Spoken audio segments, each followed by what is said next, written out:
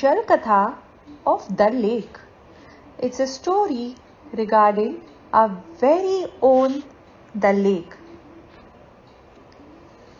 Monday morning, Chintu goes to the school and starts listening to a lecture on lakes. Teacher started. A lake is a body of water that is surrounded by land. The water in the lakes is fed from rain, snow, melting ice, streams, and groundwater seepage. All lakes fill bowl-shaped depressions in the earth's surface called basins. Lakes are formed due to various reasons. Melting of glaciers in the depressions. Plate tectonics that change the Earth's crust, making it buckle and fold or break apart, causing faults.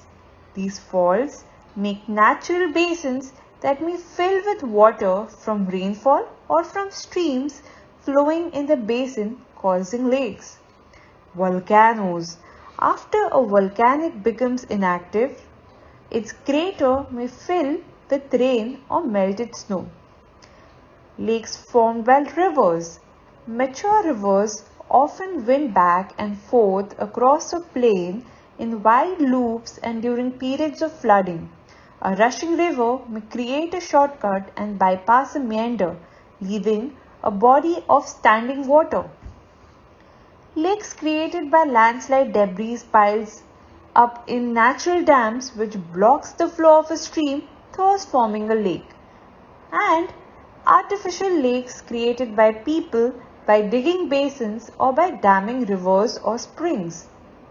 After learning these lessons of lake, Chintu was very excited to visit Kashmir this summer to have a live experience of the most celebrated Dal Lake.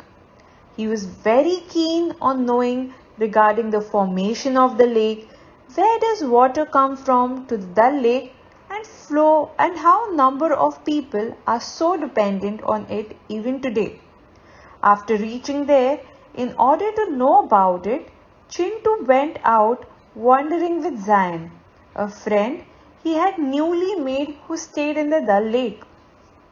Zain started explaining, saying, "Dear friend, Dal Lake has been an epitome of a civilization from times immemorial. In olden times, our lake was a plain desert known as the Vitalini Marg. King Pravar Singh closed the river Behat, which is now known as Jhelum, from the Naupara side and brought the river into the city by the way of foot of Hari Parbat hillock. After a great deal of time, the river Jhelum rose in spate, and as a result of the deluge during the reign of the king Durlabh Vardhan, a desert became the lake." He further asked Chintu, "Can you see these different water bodies? These are the three different basins of the lake. The Hazrat Bal, the Wat Dal and the Nigin basin. The big lake is 25 square kilometer and has so many beautiful spaces. We have an open water area, floating garden, a houses and a market. My father always told stories about my grandfather who settled in this lake years ago and now have become so dependent with different activities that go on in the lake. How we have grew along with the lake and we are a part of its history. Chintu, our life here is so different than you all. We are literally half amphibian dwellers. It's such a fun journey to go to school in our shikaras every day. My father practices cultivation and grows vegetables and later sells them to other people. So many people and tourists visit our floating gardens to buy flowers, vegetables.